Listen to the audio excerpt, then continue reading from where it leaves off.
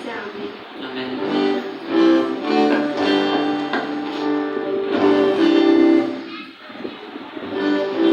सब लोग तालियों को बजाते हुए परमेश्वर की आराधना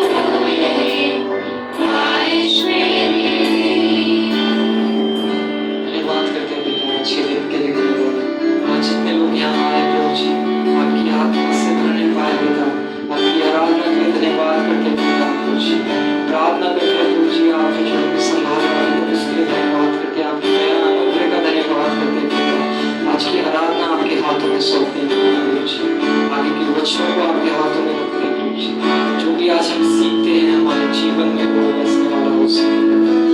इस प्रार्थना को यीशु के नाम में मांगते हैं।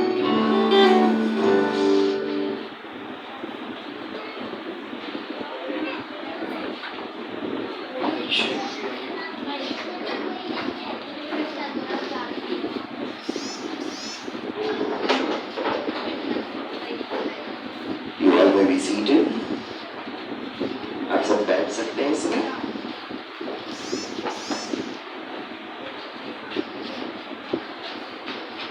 Today, before we proceed, let's bow down before the Lord in prayer. आइए इससे पहले कि हम आगे बढ़े, हम प्रार्थना के द्वारा अपने मनों को तैयार करते हैं। Thank you, Jesus. Thank you. Thank you, Father. Thank you, Jesus. Heavenly Father, Lord, स्वर्गीय पिता प्रभु, धन्यवाद करते हैं इस सुंदर समय के लिए। धन्यवाद करते हैं आपकी उपस्थिति के लिए प्रभु, आपकी भलाइयों के लिए धन्यवाद करते हैं। आज आप हमारे बीच में हैं, इसलिए धन्यवाद करते हैं क्योंकि आपका वचन कहता है जहाँ 2 या 3 मेरे नाम से इकट्ठा होते हैं वहां मैं उनके बीच में रहता हूँ।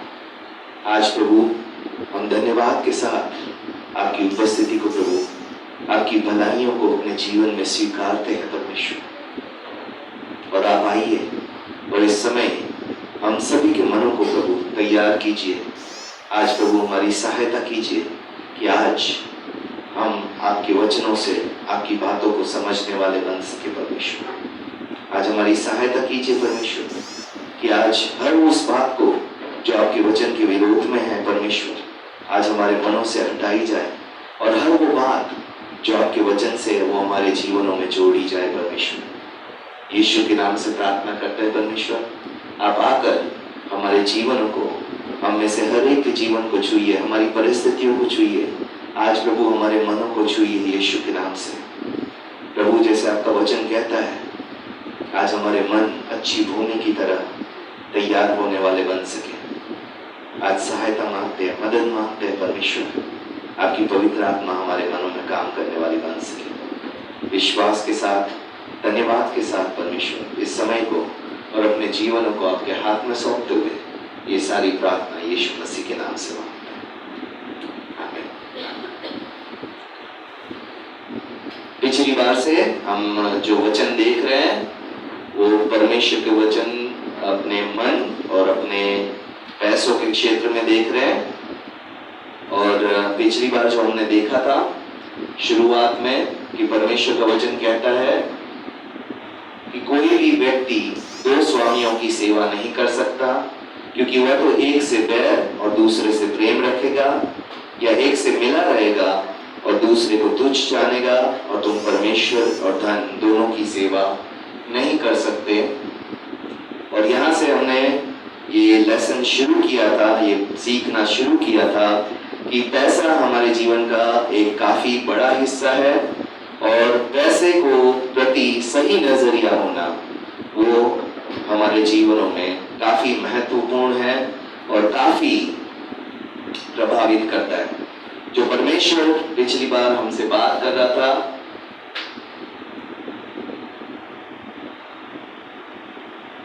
वो हमारे दिल में और पैसों की सच्चाइयों के बारे में बात कर रहा था, जिसमें मैं कोशिश कर रहा हूं कि आप प्रेजेंटेशन देख पाए। जो अभी तक हम देख चुके हैं कि परमेश्वर ने हमारे मन और हमारे पैसों से जो रिश्ता है उसके बारे में बात की थी। और यीशु ने हमें मैथ्यू चैप्टर 6 के 33 से सिखाया था कि जिन बातों की चिंता ना करो, क्योंकि हमें परमेश्वर के राज्य और परमेश्वर के धार्मिकता के बारे में अपने मनों को लगाना है। और इसमें हम देख चुके थे कि एक धनी युवक यीशु के पास आया और उसने कहा मैं अनंत जीवन पाने के लिए क्या करूं। और यीशु ने उससे कहा कि तू ये सारी आज्ञाएं मान। और उसने कहा ये मैं बचपन से मानता आया हूं। तब यीशु ने कहा कि तू एक बात में कमी है, जो भी तेरे पास है वो सब बेचकर गरीबों को देकर फिर मेरे पीछे वो ले व्यक्ति निराश होकर चला गया और उससे हमने पैसे और मन के बारे में 5 सच्चाइयां देखने के लिए बात कर रहे थे, जिसमें पहली सच्चाई हमने देख चुके थे, जो कि परमेश्वर को हर चीज से, हर रिश्ते से और हर बातों से ऊपर स्थान हमें अपने जीवनों में देना है। और दूसरी बात जो हम देख चुके थे, परमेश्वर एक आशीष देने वाला परमेश्वर है। और ये दोनों सच्चाइयां हमने पिछली बार सीखी थी। अगर बाय चांस आप नहीं आए थे पिछली बार, तो आप YouTube से या तो Facebook से चैनल से जो मैसेज है वो देख सकते हैं। आज जो है हम तीसरी सच्चाई देखने जा रहे हैं, और तीसरी सच्चाई जो सबसे बहुत ही महत्वपूर्ण सच्चाई है वो है फलवंत होना, यानी कि फ्रूटफुल होना परमेश्वर के राज्य का सबसे महत्वपूर्ण सिद्धांत है। फ्रूटफुल होना यानी कि बढ़ोतरी करना परमेश्वर के राज्य का सबसे महत्वपूर्ण सिद्धांत है। अगर आप बाइबल में सबसे पहला आशीर्वाद परमेश्वर ने जो मनुष्य जाति को दिया था वो था बी फ्रूटफुल एंड मल्टीप्लाई। परमेश्वर ने कहा था फलो फूलो और फैलो, ठीक है। और ये बात हमें बहुत अच्छी तरह से समझने की जरूरत है कि इवन पाप से पहले भी परमेश्वर की इच्छा था कि हम फ्रूटफुल हो। पाप में गिरने के बाद भी जब परमेश्वर हमें पाप से छुड़ा के वापस लाता है, फिर भी परमेश्वर की इच्छा हमें फ्रूटफुल यानी कि फलदायी करने की है। और आज परमेश्वर आशीष देने वाला परमेश्वर है, परमेश्वर सबसे ऊपर है, लेकिन परमेश्वर आपको और मुझे क्यों आशीष देता है?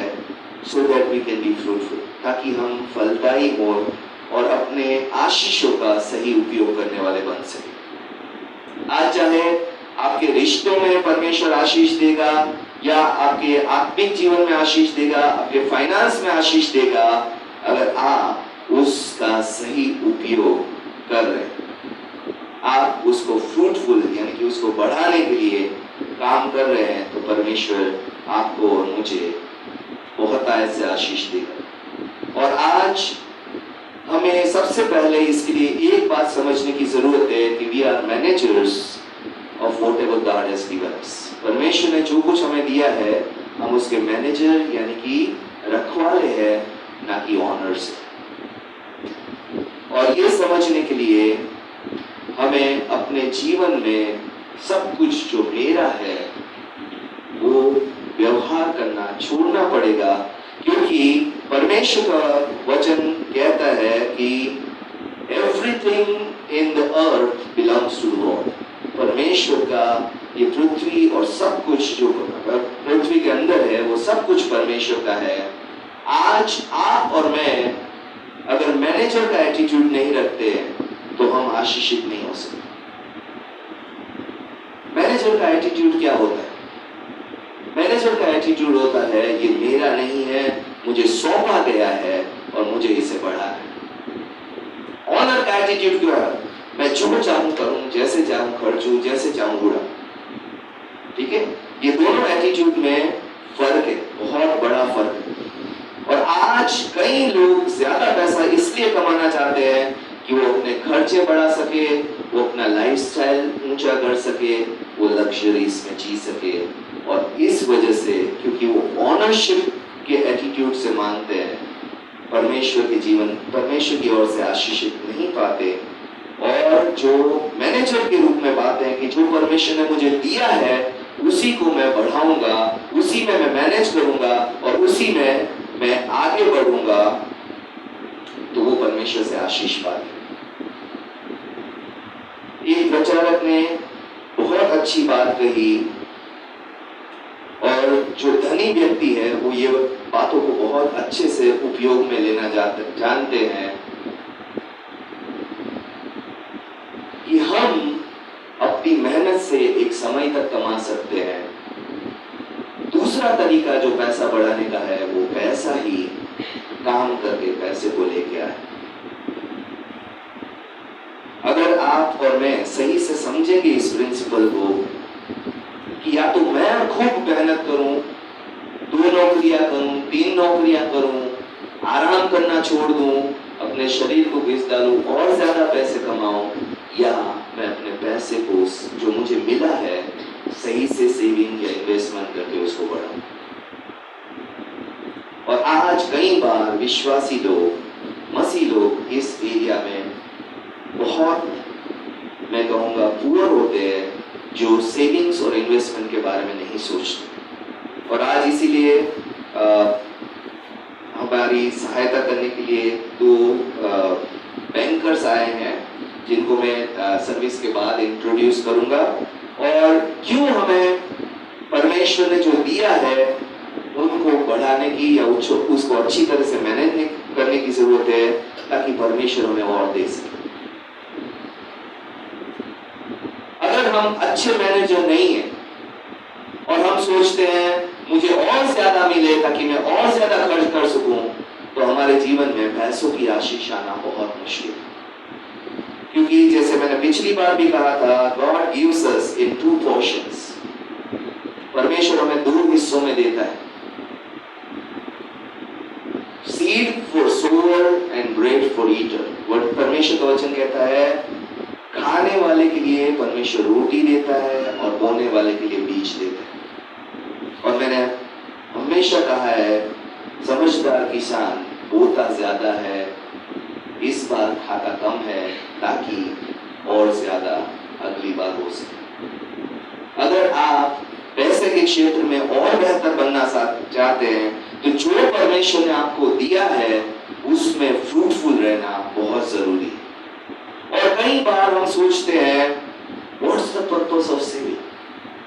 बचत का क्या उद्देश्य, इन्वेस्टमेंट का क्या उद्देश्य? और एक प्रचारक ने कहा है, you should earn when you sleep, when you don't work. तुम्हें कमाना चाहिए इवन जब तुम काम नहीं कर रहे हो, इवन जब तुम सो रहे हो। और ये कैसे हो सकता है? हम जब काम नहीं कर रहे हैं और हम सो रहे हैं, तो कैसे हम कमा सकते हैं? By investing wisely. हमारे जो भी हमारे पास है उसको सही तरीके से उसको निवेश करके, उसको इन्वेस्ट करके हम और कमा सकते हैं। और आज परमेश्वर, अगर हम प्रबंधन करने वाले या सही मैनेज करने वाले नहीं है, सब कुछ आता है, सब कुछ खर्च करना है, सब कुछ खा लेना है, तो एक समय आएगा हमारे पास खाने के लिए कुछ नहीं है, क्योंकि हमने कुछ बोया ही नहीं। एक समय आता है हर एक के जीवन में, when we are not able to work, जब हम काम नहीं कर पाते, या जब हम नौकरी नहीं कर पाते, या जब हम नहीं कमा सकते। और आज हमें परमेश्वर के नजर से देखते हुए अपने खर्च को सीमित करके अपने इन्वेस्टमेंट को बढ़ाना, वो सबसे समझदारी वाला कदम है। आज हमें सावधान रहना है कि जो कुछ आता है वो खर्च करने वाली मेंटालिटी एक समय मुझे उस अवस्था में ले आएगी जब मैं कमाने की योग्य नहीं होंगी और मेरे पास कुछ भी नहीं होगा जो मुझे कमा के दे। आज हम उस देश में रहते हैं जहाँ फाइनेंशियल प्लानिंग शायद सबसे कम की जाती है। मैंने जैसे पिछली बार शायद कहा था, मैं सिंगापुर गया।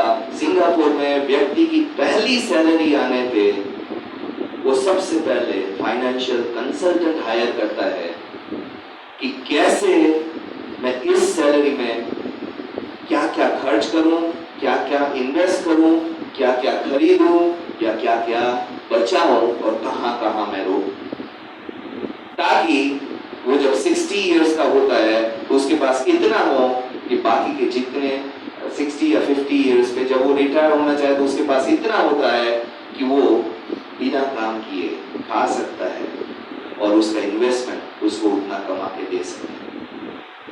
और आज हम उस देश में रहते हैं जहाँ पे पहली सैलरी का मतलब हमारे जो सपने थे वो सारा पहले खर्च करके खत्म कर देते। हम में से सारे इसी कैटेगरी में से कि कोई अलग कैटेगरी में से किसी ने फाइनेंशियल कंसल्टेंट हायर किया हो तो बता दीजिए।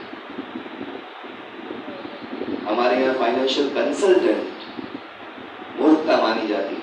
मैं किसको जाके अपने फाइनेंस के बारे में बताऊं, किसको जाके अपने फाइनेंस के बारे में सजेशन। और आज हमें इसी बात को समझने के लिए, क्योंकि हमारे यहाँ जो मेंटालिटी है, जब माता पिता देते हैं तब भी हमें खर्चों पर नियंत्रण नहीं होता, जब हम कमाते हैं तब भी खर्चों पे नियंत्रण नहीं होता, और लास्ट में एक समय आता है जब हमारे खर्चे तो कम नहीं होते, हमारी इनकम कम होती जाती। आज हमें पैसों पर मन नहीं लगाना है, लेकिन आज हमें सही फैसला लेना है जिससे कि मुझे ये समझ में आए कि मेरा पैसा फ्रूटफुल बढ़ रहा है कि नहीं बढ़ रहा। आज अगर मेरी सैलरी 100 रुपए और मैं उसमें से 10 रुपए नहीं बचा पा रहा हूं, तो एक समय आएगा चाहे मेरी सैलरी लाख भी हो जाए तो भी मैं कुछ बचा नहीं। हम जिस देश में रहते हैं, हमें जैसे ही पता चलता है हमारा बोनस आने वाला है, हम सबसे पहले कौन कौन सी बातें खर्च करना है, कहाँ खर्च करना है, और इससे पहले के बोनस हाथ में आए हम सारे प्लान करके सारों को बोल के बैठ जाते हैं इस दिन हमारा आएगा बोनस, और उसी के अगले दिन हमारे हाथ फिर खाली हो जाए। आज लूका चैप्टर 12 उसके 21 में हमें समझना है, परमेश्वर ने एक एग्जाम्पल दिया। दूसरे तरीके के लोग होते हैं जो अपनी सारी इच्छाओं को अपने पैसों से पूरा करना चाहते हैं, और जब ज्यादा भी आता है तो थोड़ी देर के लिए अपने मन को बोल देते हैं अभी मुझे नौकरी करने की कोई जरूरत नहीं। ठीक है, ऐसा ही एक व्यक्ति बाइबल में लिखा गया है, लूका चैप्टर 12 वर्स 21। आइए हम लूका चैप्टर 12 वर्स 21 में देखेंगे। एक व्यक्ति को बहुत अच्छी फसल हुई, जैसे कि हमारे यहाँ इस बार कई टमाटर के खेती करने वाले को बहुत अच्छी फसल हुई और वो करोड़पति बन गए एक ही महीने। और इस व्यक्ति को भी बहुत अच्छी फसल हुई और उसने सोचा अब मैं क्या करूं, मेरे पास तो गोदाम भी नहीं है इसको रखने के। उसने बोला सब कुछ तुड़वा के बड़े गोदाम बनवाऊंगा और अपने मन से कहूंगा हे मेरे मन खा पी और आराम कर। ठीक है, ड्रीम रिटायरमेंट, यानी कि सपनों का रिटायरमेंट। हमारे पास इतना पैसा हो कि हम अपने आप को बोल सके खा पी और आराम। ठीक है, सारों के सपने ड्रीम रिटायरमेंट के होते। लेकिन परमेश्वर का वचन यहाँ क्या कहता है, लूका 12 का 21 और उससे पहले 20 वचन भी पढ़ेंगे। परमेश्वर का वचन कहता है, परमेश्वर ने उससे कहा हे मूर्ख, आज ही रात तेरा प्राण तुझसे ले लिया जाएगा। आज ही रात को तेरा प्राण तुझसे ले लिया जाएगा। और परमेश्वर का वचन उसके बाद लूका 12 का 21 वचन कहता है, जो कोई अपने लिए तो धन संचय करता है परंतु परमेश्वर के निकट धनी नहीं है, उसके साथ ऐसा ही होगा। जो कोई अपने लिए तो धन संचय करता है परंतु परमेश्वर के निकट धनी नहीं है, उसके साथ ऐसा ही होगा। और यहाँ पे प्रॉब्लम क्या थी उस व्यक्ति की, क्या सोच में गलत था? उसने सिर्फ अपने लिए सोचा। आशीष आई, अपने लिए सोचा, प्लानिंग की, अपने लिए की, सब कुछ अपने आप को सेंटर में रख के की। और कई बार हम बहुत सेल्फिश होते हैं, मुझे मेरा रिटायरमेंट, मुझे मेरा प्लानिंग, मुझे मेरा भविष्य, मुझे मेरा परिवार इस लेवल तक चाहिए, मेरी सारी प्लानिंग अपने ऊपर रहती है। और परमेश्वर का वचन कहता है हर वो व्यक्ति जो अपने लिए तो धन संचय करता है परंतु परमेश्वर के निकट धनी नहीं है, उसके साथ ऐसा ही होगा। इसलिए आज हम ऐसे मूर्ख ना बने जो सिर्फ अपने आप को ही फोकस में रखकर अपना जीवन या अपना कमाई या अपने प्लान बनाए।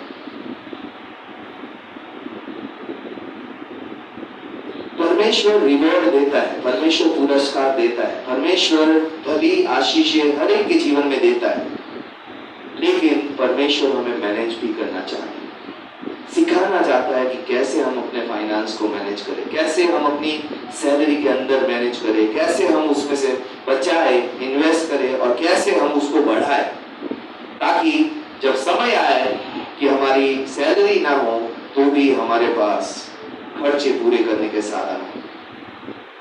और आज हमें परमेश्वर को मालिक के रूप में देखना है और अपने आप को प्रबंधक के रूप में, ताकि हम अपने मनों को सही रख सके, अपनी सैलरी के प्रति भी, अपने फाइनेंस के प्रति भी, अपनी योजनाओं के प्रति भी हम दशवांश में वफादार रहे, अपनी मिशन प्रतिज्ञाओं में वफादार रहे और सबसे अच्छा भाग जो है वो परमेश्वर को देना सीखे। आज तीसरा प्रिंसिपल जो हमने सीखा, परमेश्वर हर आशीष इसलिए देता है कि हम फलवंत हो।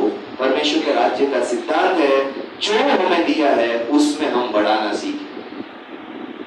हम सोचते हैं जब बढ़त होगी तब हम बढ़ेंगे, हम बढ़ते तब है जब हम अपने मन में अपने आप को मैनेजर समझते हैं कि मेरा नहीं है, मुझे किसी का है और बढ़ाना है।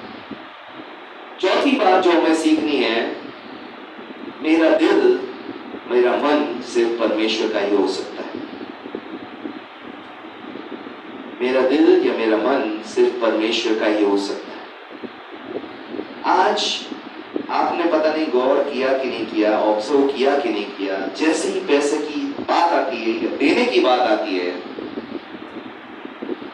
हमारे मन में दुख सा होने लगता है। We don't feel happy when giving. खर्च करते टाइम या देते समय हमें अच्छा नहीं लगता, ठीक है। और मैं ये सिर्फ आप ही के बारे में नहीं, हर एक व्यक्ति के बारे में जो शरीर में है, जो यहाँ बैठा है, हर एक के जीवन घर जाते ही हमारा मन दुखी होने लगता है, ठीक है। कई बार मैं देखता हूँ जब हम रेंटेड प्रीमाइसेस में देते हैं, हर बार हमें लगता है मकान मालिक हमारी मेहनत की कमाई खा रहा है आराम से। कितनों ने ये सोचा? सच बताइए,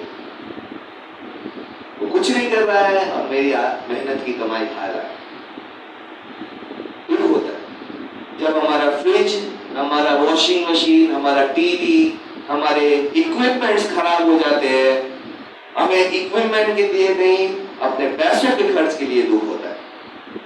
इसमें और पैसा लगेगा, इसमें ये खर्च, और एक साथ कई बार सारा कुछ टूटने फूटने लगता है, सारा कुछ का एजिंग होने लगता है, सारा कुछ खराब होने लगता है और हम सोचते हैं ये क्या हो गया, मैंने तो इसका प्लान ही नहीं किया था इसमें, ठीक है।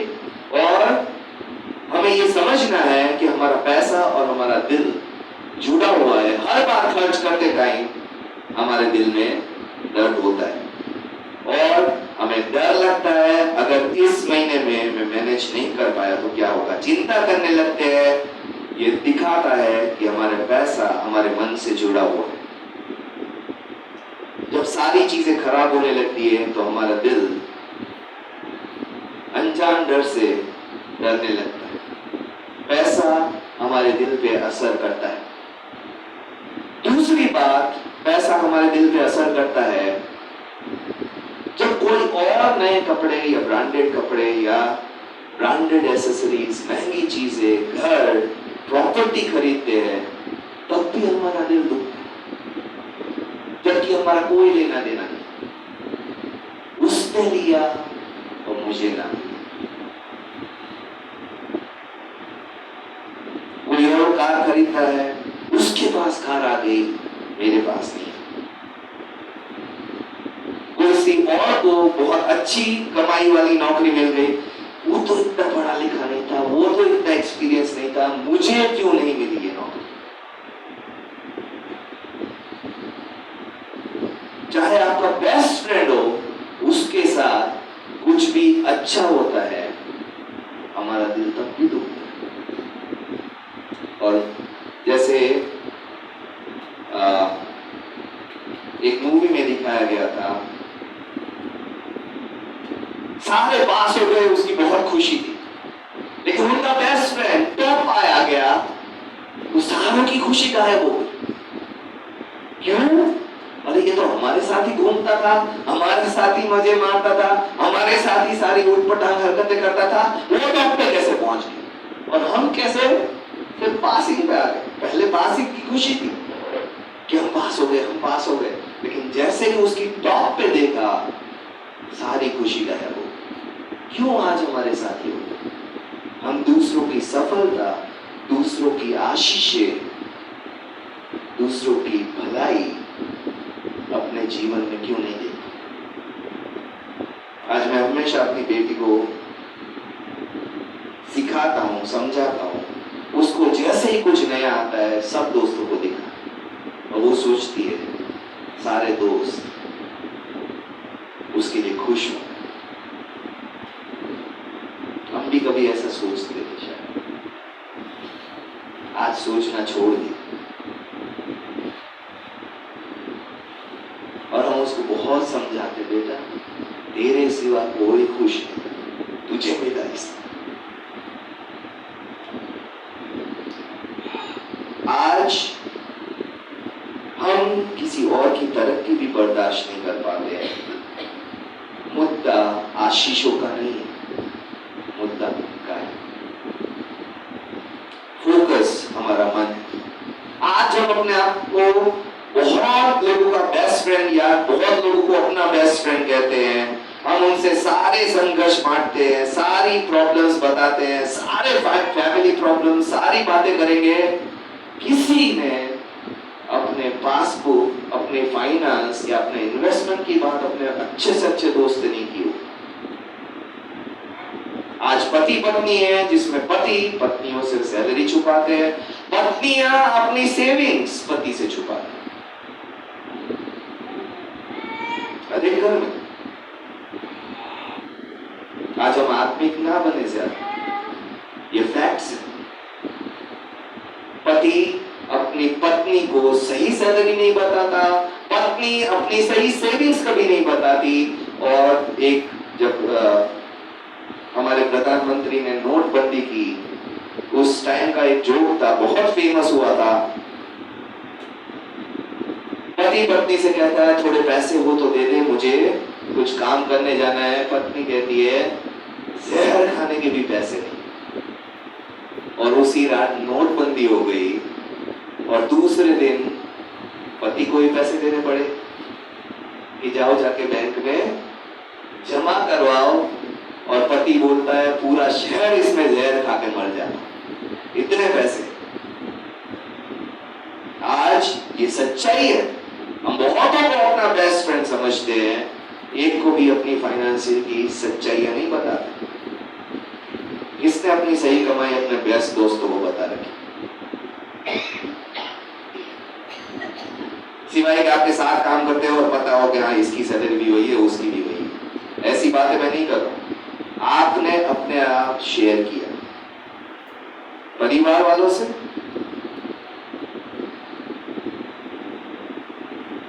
क्यों?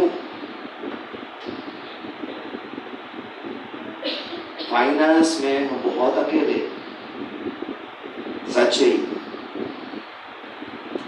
फाइनेंस हम अपना किसी को नहीं बताते। हम एक व्यक्ति को सपोर्ट करते थे और जब तक उसके पास ज्यादा पैसे नहीं थे, हर महीने वो अपनी बैंक की पासबुक की फोटो भेजते। लेकिन जैसे ही सेविंग्स बढ़ने लगी, वो पासबुक की फोटो बंद होकर लिखित में आने लगा, इतना हुआ, इतना हुआ, इतना हुआ। वो सोच, और हमें कहा गया पासबुक अपडेट नहीं हुई। आज हम सभी बहाने बनाना जानते हैं। आज हम सभी अपने फाइनेंस को छुपाना और बढ़ाना जानते हैं। लेकिन सच में अगर पूछा जाए तो हम फाइनेंशियल एरिया में बहुत अकेले हैं। और आज हमें ये समझना है कि सच क्या है। हम फाइनेंस को बहुत ही पर्सनल, अपने दिल के बहुत ही करीब पाते हैं, और इतना करीब कि कोई वहां तक पहुंच नहीं पाता। कभी कभार हम परिवार के सदस्यों को भी सच नहीं बताते, सबसे अच्छे दोस्तों को भी फाइनेंस का हमारे पता नहीं। और आज क्या परमेश्वर के साथ हम फाइनेंशियल लेन देन में सही हैं?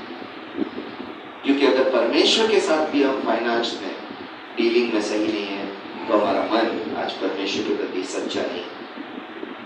हम चीजों से जुड़ जाते हैं और अपना मानने लगते हैं, ये मेरा है, ये मुझे बचाना है, मुझे छुपाना है, और ये सब हमारे दिल में ही रहता है। लेकिन ये सबसे बड़ी समस्या तब बन जाती है जब पैसे के कारण हम परमेश्वर से प्यार करना, परमेश्वर की आज्ञा मानना छोड़ देते हैं, और तब हमारा दिल परमेश्वर के प्रति गलत हो जाता है। क्या पैसा परमेश्वर और मनुष्य के बीच में आ सकता है? आ सकता है। इसीलिए हमने पहला वचन देखा, परमेश्वर ने कहा तुम दो स्वामियों की सेवा नहीं कर सकते। पांचवा पॉइंट जो है, आज लास्ट पॉइंट है, अगर मेरा मन प्रभावित हो गया है तो बाकी सब कुछ प्रभावित होगा। If my heart is affected by finance, अगर मेरा मन पैसे में ईमानदार नहीं है, प्रभावित हो गया है, तो मेरा जीवन पूरा प्रभावित होगा। कैसे? आज मैं आपको एक बात बता सकता हूं, जैसे अगर हमारा हार्ट हमारे शादी में प्रभावित हो गया है, हमारा हार्ट किसी और ने, हमारा मन किसी और ने चुरा लिया, जो हमारा जीवन साथी नहीं है, हमारा मैरिड लाइफ प्रभावित होगा। आज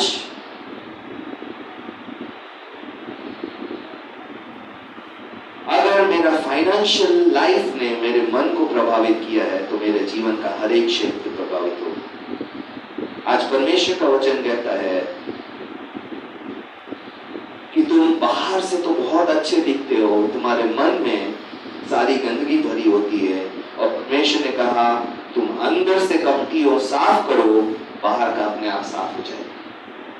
परमेश्वर का वचन कहता है इंसान बाहरी रंग रूप देखता है, परमेश्वर मनों को जांचता है, और परमेश्वर हमारे मनों को जानता है। आज अगर मन सही नहीं है पैसों के क्षेत्र में, तो हमारा बाहरी जीवन सही नहीं हो सकता, क्योंकि बाहरी जीवन परमेश्वर देखता भी नहीं, क्योंकि मन ही देखता है। आज एक मात्र समूह जिसको परमेश्वर ने बहुत बुरी तरह डांटा, वो अविश्वासी नहीं थे, वो पापी नहीं थे, वो धार्मिक शिक्षक थे, और वो फरीसी और सदूकी थे। उनको परमेश्वर ने इसलिए डांटा कि उनको मन में सारी बुराई, सारा लालच से भरा हुआ था, और बाहर से धार्मिक होने का दिखावा कर रहे थे। और यीशु इस हद तक जाता है कि तुम दो स्वामियों की सेवा नहीं कर सकते, एक को नफरत करोगे और दूसरों से प्यार करोगे। नफरत ऐसा शब्द नहीं है जो न्यूट्रल शब्द है, ना इधर है ना उधर है। नफरत एक्सट्रीम शब्द है। नफरत का मतलब ये नहीं कि आप पसंद नहीं करते, नफरत का मतलब ये नहीं है कि आपको कोई मायने नहीं रखता, आप उसको भाव ही नहीं देते, आप उसको ज्यादा तवज्जो नहीं देते, या आप उसको ध्यान नहीं देते। नफरत का मतलब है आप पूरी तरीके से उसको अस्वीकार कर देते हैं, उसके खिलाफ लड़ने लगते हैं, वो है नफरत। और हम में से कोई ये नहीं कह सकता कि हम पैसे से नफरत करते हैं। कोई कह सकता है? इसका मतलब बचा कौन नफरत है? कौन बचा पर नफरत की? अगर हम दो स्वामियों की सेवा नहीं कर सकते, अगर एक से प्यार करते हैं दूसरे से नफरत करेंगे, पैसे से हम नफरत नहीं करते, इसका मतलब एक ही बचा, जिससे हम सच में प्यार करने का दावा तो करते हैं लेकिन प्रेम असल में नहीं करते। और इसीलिए आज परमेश्वर मन की बात करता है। आज हम नीति वचन 4 का 23 अध्याय पढ़ेंगे। नीति वचन प्रोवर्ब्स चैप्टर 4 वर्स 23, और जहां परमेश्वर का वचन कहता है, आइए नीति वचन चैप्टर 4 वर्स 23 निकालें।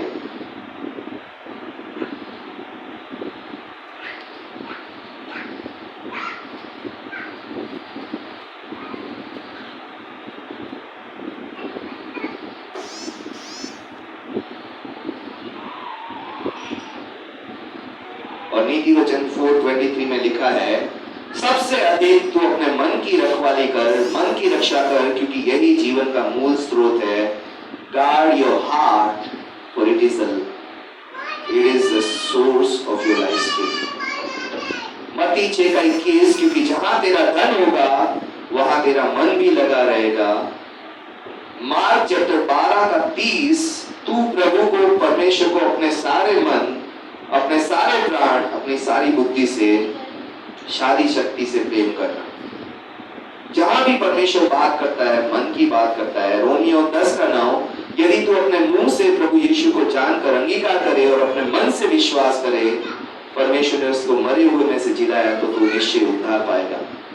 हर एक जगह परमेश्वर मन की बात करता है। अगर हमारा मन सही है पैसों के प्रति तो हमारा सब जीवन सही है। अगर मन प्रभावित है तो मेरा रिश्ता, मेरा फाइनेंस, मेरा आत्मिक जीवन, मेरी नौकरी, मेरा कैरियर, मेरा भविष्य, मेरा परिवार, सब कुछ प्रभावित होगा। आशीष या धन मेन मुद्दा नहीं, मेन हमारा पॉइंट है हमारा मन का। और इसलिए परमेश्वर आपका मन चाहता है, प्रेम चाहता है पूरे मन से। और आज अगर हमारा मन प्रभावित हुआ है, अफेक्टेड है, तो हमें परमेश्वर से रिश्ते में जुड़ने में बहुत समस्या होगी, क्योंकि हम पूरी लगन से, वचन कहता है, एक से नफरत करें। और यीशु ने यह भी कहा, धन धोखे देने वाला है।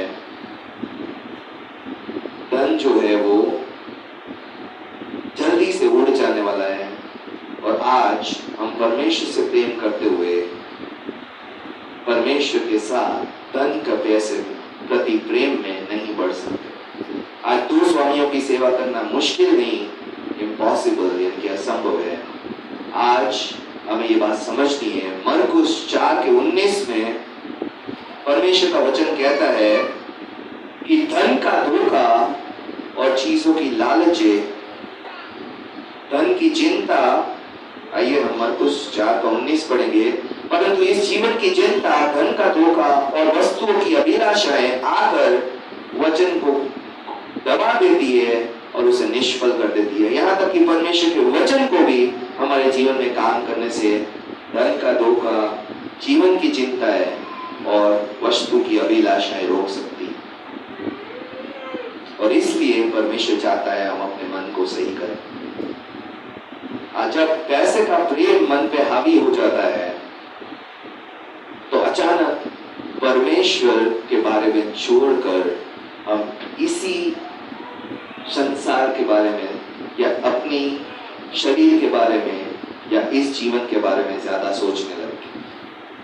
मैं शॉर्ट साइटेड हो जाता हूँ, ठीक है। जैसे मेरा चश्मा लगा है, मैं दूर का देखने में मुझे प्रॉब्लम होती है, वैसे ही संसार के जीवन में भी मैं शॉर्ट साइटेड हो जाता हूँ और परमेश्वर की योजनाओं को नहीं देख पाता। अपनी योजनाओं को परमेश्वर से बेहतर मानने लगता हूँ। आज मेरे लिए परमेश्वर से ज्यादा इस जीवन की बातें इंपॉर्टेंट हो जाती है। अगर हम परमेश्वर के वचन में देखें, जोशुआ के बुक में, जोशुआ की किताब में एक व्यक्ति है आकान नाम के। परमेश्वर ने उनको कहा था कि तुम यरीहो में जब दीवार गिराई जाए, स्तुति आराधना करना, और स्तुति आराधना से मैं दीवार गिराऊंगा, तुम जाके इस शहर का कब्जा ले लेना, लेकिन इस शहर की कोई भी चीज तुम मत छूना। ये परमेश्वर को अर्पण, क्योंकि ये पहली जीत है।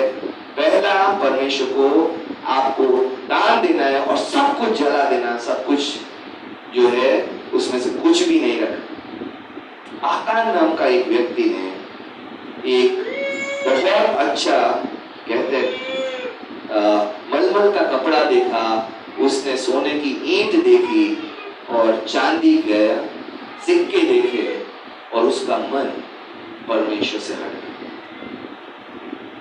और हम सोचते हैं आकान बहुत ही बुरा व्यक्ति होगा। आकान एक्चुअली है वॉरियर था, फाइटर था, जिसको सबसे आगे रखा गया था लड़ने के लिए, ताकि जैसे ही दीवार उठाए वो जाके लड़कर लोगों को या उस शहर पे कब्जा कर। लेकिन आकान आज जो हम आकान को जानते हैं वो एक डिसओबीडियंट, एक रिबेलियस पर्सन के रूप में जानते हैं। उसने अपनी आइडेंटिटी, अपनी पहचान खो दी एक लालच की वजह से। क्या था वो लालच? मलमल का कपड़ा, सोने की, चांदी के सिक्के। और हम सोचते हैं बहुत लालची व्यक्ति रहा। क्या आज हम परमेश्वर के साथ कुछ अलग व्यवहार करते हैं? हमें लगता है परमेश्वर की बात मानने से ज्यादा इसमें ज्यादा फायदा है, हम ये करें। और हम भी वही आकान बना देते हैं अपने आप को, जो परमेश्वर का श्रापित किया हुआ मनुष्य बन गया। परमेश्वर ने कहा था इसे मत छुओ, फिर भी उसने उसका लालच किया। उसने सोचा अगर मैं अपने आप को आशीषित नहीं करूंगा, परमेश्वर इससे ज्यादा मुझे क्या देगा? सोने की ईंट, चांदी के सिक्के और कपड़ों को छोड़कर परमेश्वर मुझे क्या ज्यादा दे सकता, जबकि परमेश्वर ने पूरा देश देने की वायदा किया। और आज हमें ये बात समझनी जरूरी है, हमें हमेशा परमेश्वर के देने से ज्यादा अपनी लालच पे अगर भरोसा है, तो आज हमारा मन प्रभावित हो गया कि परमेश्वर से ज्यादा मैं खुद कमा लूंगा, परमेश्वर से ज्यादा मेरा तरीका बेहतर है, परमेश्वर के रास्ते से ज्यादा मेरा रास्ता आशीषित है। और यही मन की गलत सोच को दिखाता है। उसने अपनी पहचान खो दी क्योंकि वो एक सैनिक था, योद्धा था, और कहलाया एक मूर्ति पूजा में पकड़ा गया व्यक्ति। और लोभ की वजह से उसने अपनी पहचान और अपनी सारी आशीषें खो दी। और ना सिर्फ अपने पे प्रॉब्लम लाया, अगर आप देखोगे पूरा उसका परिवार उसको अपने जीवनों से हाथ धोना पड़ा।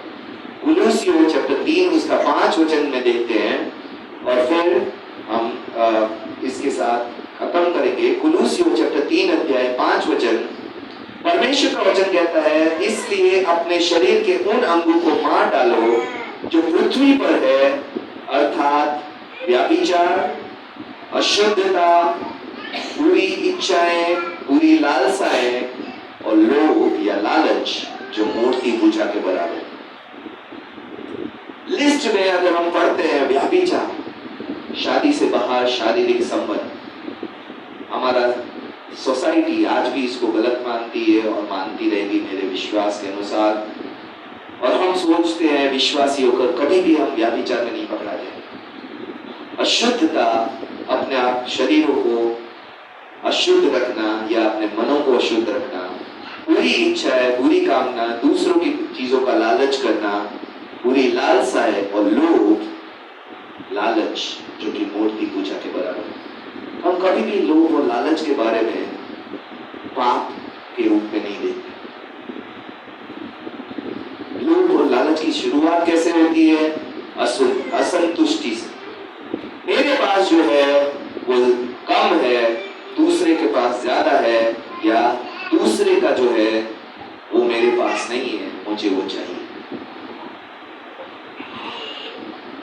और उसको पाने के लिए मैं कोई भी रास्ता अपनाऊंगा, कितने भी गलत काम करके मुझे वो चीज अपनी बनानी। और ये जो पैशन हमारे अंदर शुरू हो जाता है, ये इच्छा इतनी प्रबल हो जाती है कि जैसे भूख जब तक आप खाना ना खाओ तब तक नहीं मिटती, ये लालच भी तब तक नहीं मिटती जब तक आप जिस चीज का लालच कर रहे हो आपको मिल नहीं जाती। और ये लालच और ये लोभ हर पाप की जड़।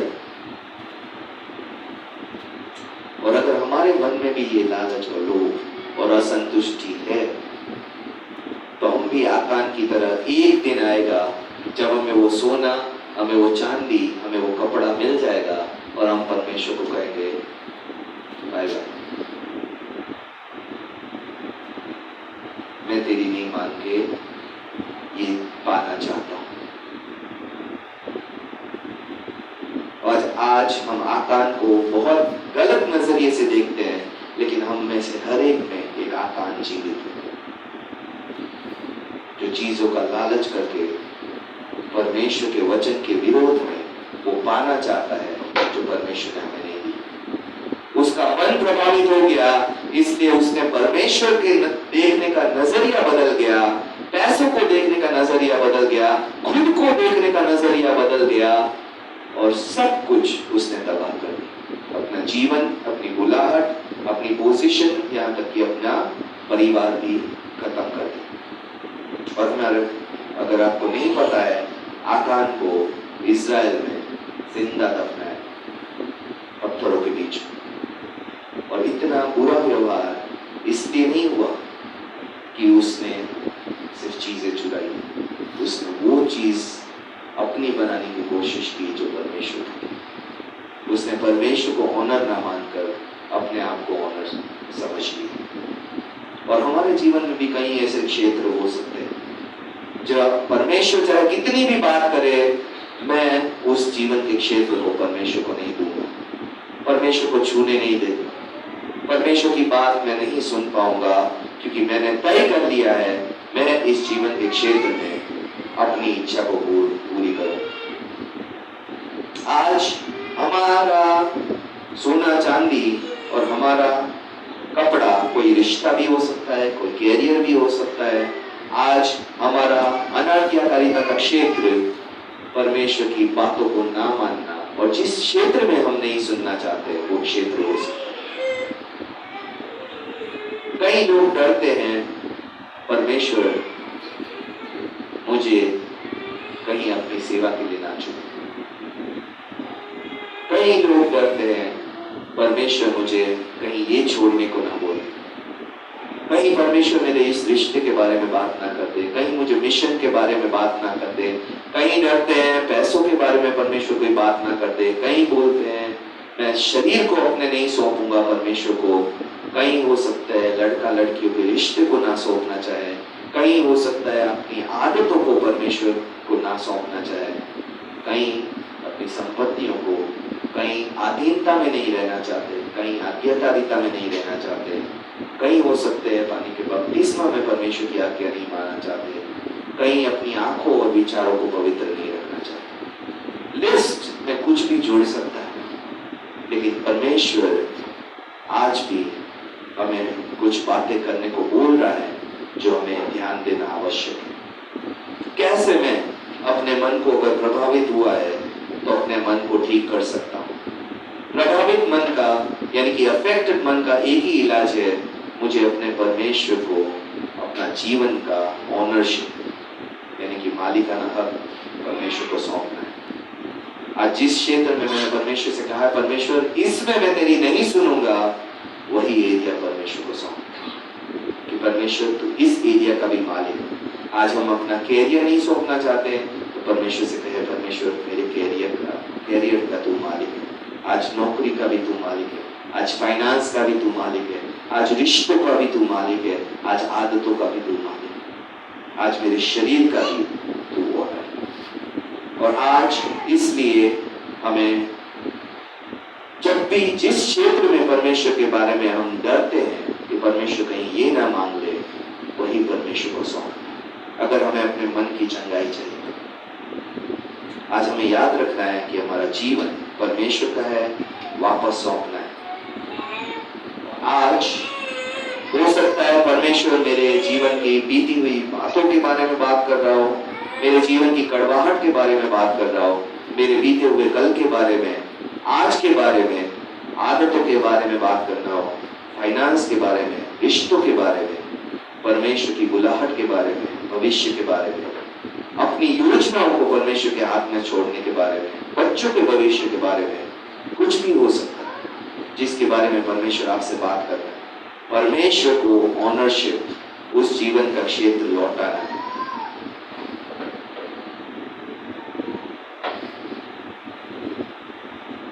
आज हम परमेश्वर को जब तक अपने मन का पूर्ण समर्पण नहीं देंगे, तब तक हमारा मन चंगाई नहीं पाएगा, तब तक हमारा मन ठीक नहीं हो सकता। आज अगर परमेश्वर जो भी आपने कहा है परमेश्वर ये छोड़कर बाकी सारी बातें मानूंगा, उसी एरिया को परमेश्वर ने फिर से वापस छोड़ दिया। वही है हमारे मनों का चंगाई करने वाला रास्ता। तो आइए आज हम इस समय पे अपनी आंखों को बंद करते हुए परमेश्वर के सामने आएंगे और परमेश्वर को अपने जीवन से बात करने देंगे। परमेश्वर से कहेंगे, परमेश्वर आज जिस भी क्षेत्र में मैंने अभी तक तेरी बात नहीं मानी, और हम जानते हैं परमेश्वर ने हमारे जीवन के कौन से क्षेत्र में क्या बात करना चाहता है, आज हम उस क्षेत्र को वापस सौंपने वाले बन सके। Thank you Jesus.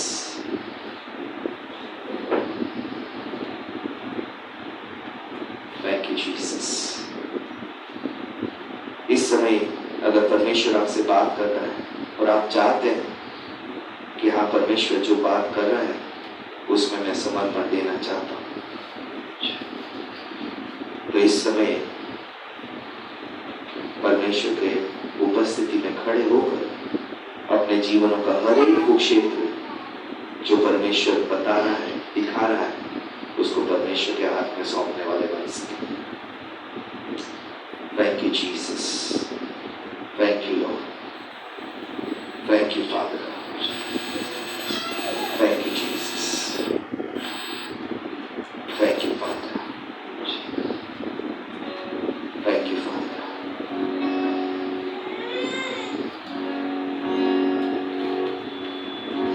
आज हम परमेश्वर की आवाज सुनकर अपने जीवनों को सौंपने वाले बन सके।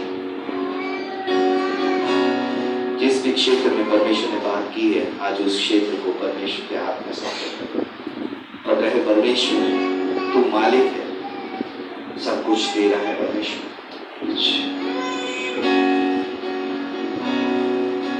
जब आराधना चलती है, हम अपने जीवनों के हर एक एरिया को आज परमेश्वर को देने वाले बन सके, जिसको अभी तक हमने नहीं सौंपा। पूरे दिल से अर्पण करता हूँ, कुम्हार के हाथों में बर्तन समा, मुझको बना दे तो मेरे प्रभु, खुद को मैं देता हूँ, पूरे दिल से अर्पण करता। आज पूरा मन लेकर परमेश्वर को के हाथों में बर्तन समा, मुझको बना दे तू मेरे प्रभु, मैं थक ना जाऊं प्रभु, इस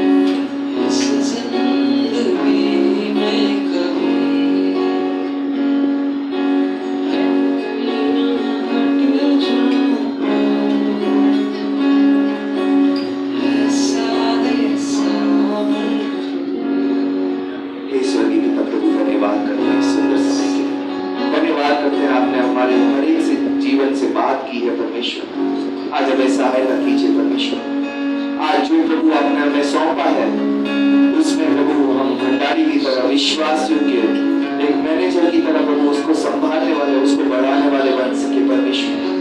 आज प्रभु सहायता कीजिए यीशु मसीह के नाम से, हमारी सहायता कीजिए परमेश्वर। आज प्रभु हम आपकी बातों में पढ़ने वाले बन सके, आपको अपने जीवन को सौंपने वाले बन सके परमेश्वर। आज प्रभु प्रार्थना करते हैं परमेश्वर, जीवन के हर क्षेत्र में जहां प्रभु आज तक हमने आपको अपना स्वामित्व नहीं दिया परमेश्वर, आज उस क्षेत्र को परमेश्वर आपके हाथ में सौंपते हैं परमेश्वर। यीशु के नाम से प्रार्थना करते हैं परमेश्वर। आज प्रभु हम आकान की तरह परमेश्वर अपने आप को आशीष करने वाले नहीं, अपने भरोसे पे नहीं परमेश्वर, आज्ञाकारिता में चलने वाले बन सके परमेश्वर। आज हमारी सहायता कीजिए प्रभु यीशु मसीह के नाम से। हमारे मनों को, हमारे दिलों को प्रभु आपको देने में परमेश्वर। आज जहां जहां हमारा मन प्रभु पैसों की वजह से प्रभावित हुआ है, आज प्रभु हम आपके आत्मा को फिर से अनुग्रह करते हैं प्रभु, विनती करते आए और हमारे मनों में चंगाई दे यीशु मसीह के नाम से। आज प्रभु पूरे समर्पण को देने में सहायता कीजिए यीशु मसीह के नाम से। आज प्रभु आप जो हमारे मनों को जानते हैं, प्यार करते हैं परमेश्वर, आज हम अपने मनों को आपके हाथ में सौंपते हैं परमेश्वर। हमारे मनों को सही सोच के साथ, सही विचारों के साथ आज बढ़ोतरी की ओर ले चलिए यीशु मसीह के नाम से। धन्यवाद के साथ, विश्वास के साथ अपने जीवनों को प्रभु आपकी आशीषों के लिए खोलते हुए, आज अपने मनों में चंगाई मांगते हुए परमेश्वर, आज जिस क्षेत्र में आपने अगुवाई की है परमेश्वर, वहां आज्ञाकारिता में चलने में हम सभी की सहायता कीजिए प्रभु। जहां हमने आज तक आपको ना कहते रहे, आज प्रभु हम हाँ कहकर उसको करने वाले बन सके। धन्यवाद करते हुए, विश्वास करते हुए ये सारी प्रार्थना यीशु के नाम से मांगते हैं, आमीन आमीन। इस समय आप सब बैठ सकते हैं और आज क्योंकि सेकंड संडे है, प्रभु भोज है, हम परमेश्वर के आज्ञा को पूरा करते हुए इस समय पास्टर अर्चना को इनवाइट करेंगे। आज हम प्रभु भोज के लिए अपने मनों को तैयार करेंगे और उसके बाद जो है वो हम अनाउंसमेंट में और ऑफरिंग के टाइम पे जाएंगे। आइए इस समय हम अपने मनों को तैयार करते हुए अपने आपको प्रभु भोज के लिए तैयार करें, परमेश्वर से प्रार्थना में रहे, एटीट्यूड में।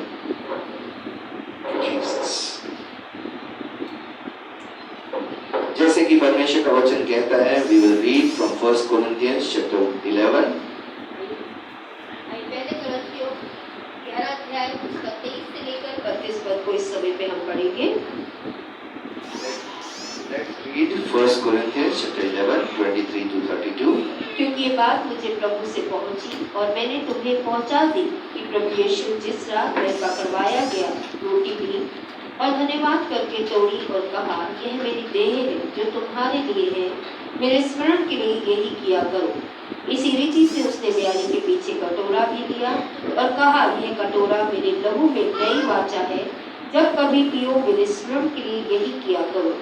क्योंकि जब कभी तुम यह रोटी खाते और इस कटोरे में से पीते हो, तो प्रभु की मृत्यु को जब तक वह ना आए प्रचार करते हो। इसलिए जो कोई अनुचित रीति से प्रभु की रोटी खाए या उसके कटोरे में से पिए, वे प्रभु की देह और लहू का अपराधी ठहरेगा। इसलिए मनुष्य अपने आप को जांच ले और इस रीति से इस रोटी में से खाए और इस कटोरे में से पिए, क्योंकि जो खाते पीते समय प्रभु की देह को ना पहचाने, वे इसके खाने और पीने से अपने ऊपर दंड लाता है। इसी कारण तुम में से बहुत से निर्बल और बहुत से रोगी हैं और बहुत से सो भी गए। यदि हम अपने आप को ठीक से जांचते तो दंड ना पाते, परंतु प्रभु हमें दंड देकर हमारी ताड़ना करता है, इसलिए कि हम संसार के साथ दोषी ना ठहरे। As we know that God wants us to be cautious and want to examine ourselves before we partake in the communion.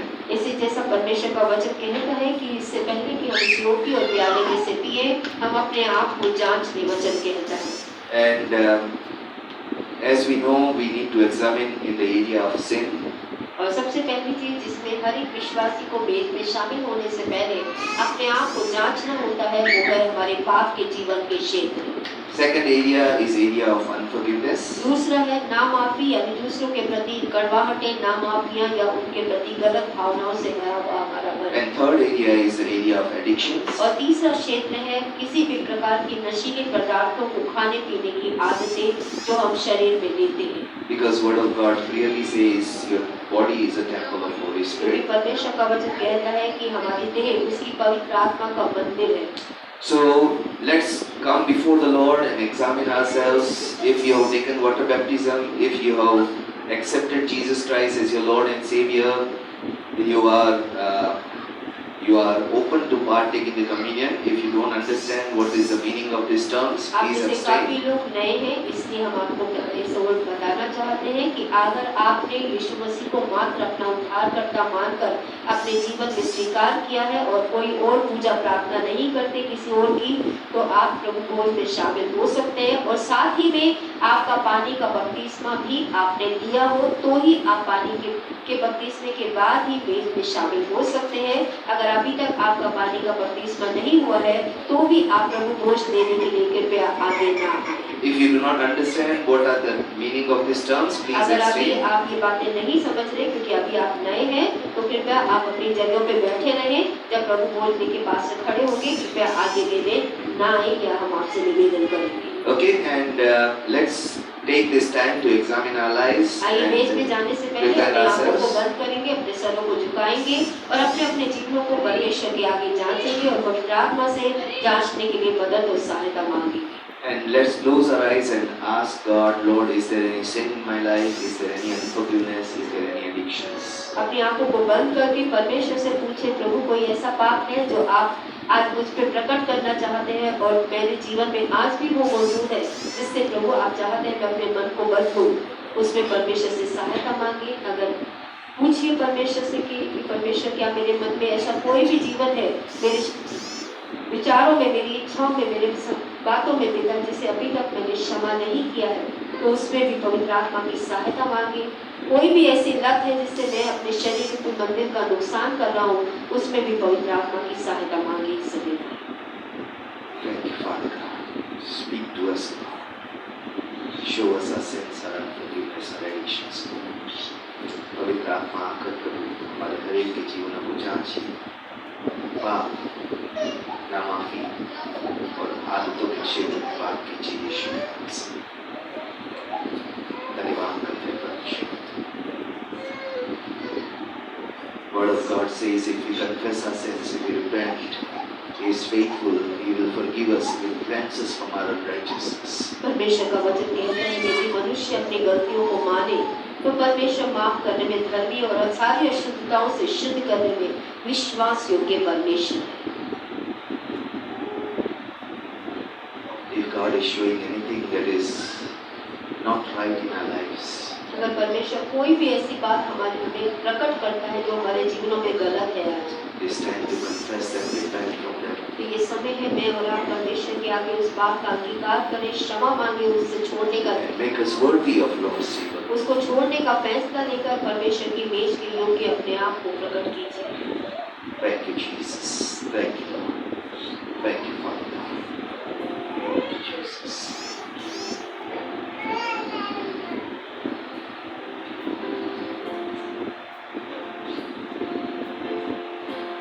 सच्चे जीवन पिता, धन्यवाद करते इस सुंदर समय के लिए पिता।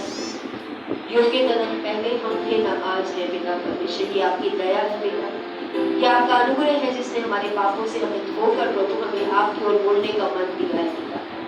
आज भी पवित्र प्रभु जो भी बातें हमारे जीवन में आप गलत देखते हैं प्रभु उनसे हटने में आज हमारी मदद कीजिए पिता। हर वो बात जो आपका वचन कहता है हम नहीं कर पा रहे पिता, आज उस पाप को छोड़ने में और आपके अनुग्रह और सहायता से उस पाप पे जय पाने में हमारी मदद कीजिए पिता। जैसे आपने हमारे गुनाहों को क्षमा किया, ऐसे हमारे मन को भी आज अपने प्रेम से भरकर, अपनी क्षमा से भरकर हर एक व्यक्ति को क्षमा करके आपकी तरह प्रेम करने में भी हमारी मदद कीजिए पिता। आज जो शरीर रूपी मंदिर आपने हमें दिया है पिता, जिसमें आप रहकर प्रभु इस देह के प्रभु बनकर कार्य करना चाहते हैं पिता, आज इस देह को भी प्रभु आपकी सहायता से सही रखने में, सही बातों को अपने शरीर में लेने में भी प्रभु आज मदद कीजिए। जो कुछ गलत है प्रभु हमारे हाथ पार में, उसे हमारी सहायता कीजिए, हम हटा सके और आपकी इच्छा में चल पाए पिता। धन्यवाद के साथ ये समय को आपके हाथों में सौंपते हुए ये प्रार्थना यीशु मसीह के नाम से मांगते हैं, आमीन। इस समय बस प्रभु के खड़े हैं, आप इसे जो लेना चाहते हैं वो आकर लेंगे और अपने स्थानों में बैठेंगे या खड़े होंगे। फिर एक साथ हम रोटी और प्याले के लिए प्रार्थना करेंगे और फिर हम इसमें शामिल होंगे।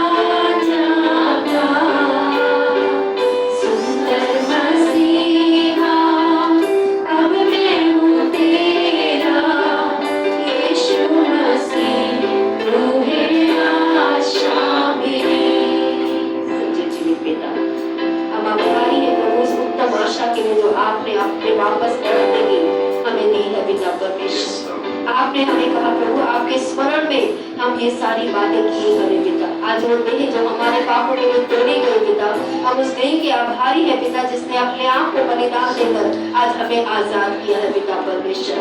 हम उस लहू के आभारी है पिता जिसके द्वारा हमारे पाप क्षमा हुए पिता, क्योंकि आपके वचन में लिखा है लहू बहाए बिना पापों की क्षमा नहीं होती पिता, लेकिन आपने हमारे लिए अपना लहू बहाया ताकि हमारे पाप क्षमा हो पिता। इसके लिए हमारे आभारी है पिता परमेश्वर। आज हम ये रोटी दे रहे हैं पिता, इस प्याले में से पीते हैं प्रभु, आज हमारी मदद कीजिए कि हम हर दिन इस बलिदान को याद रखकर उसके योग्य जीवन जीने वाले बन सके पिता।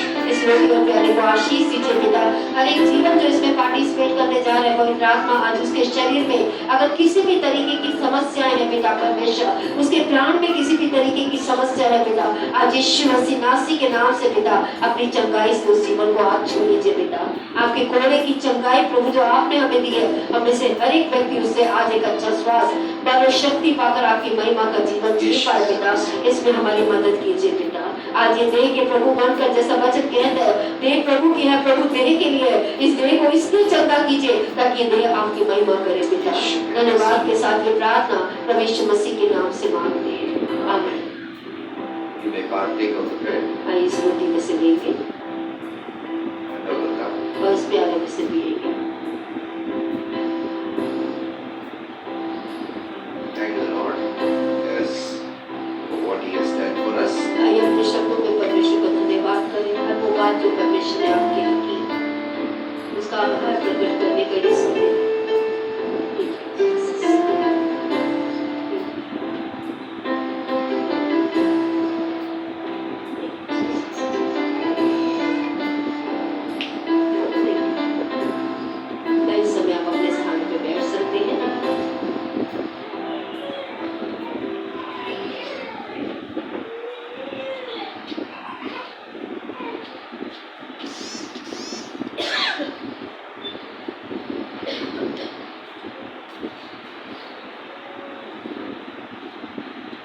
आप सबका प्रभु यीशु मसीह की कलीसिया में स्वागत है। आप सभी वीडियो में उपस्थित हैं। ऑनलाइन के लिए सभा को इस समय हम समाप्त करना चाहेंगे।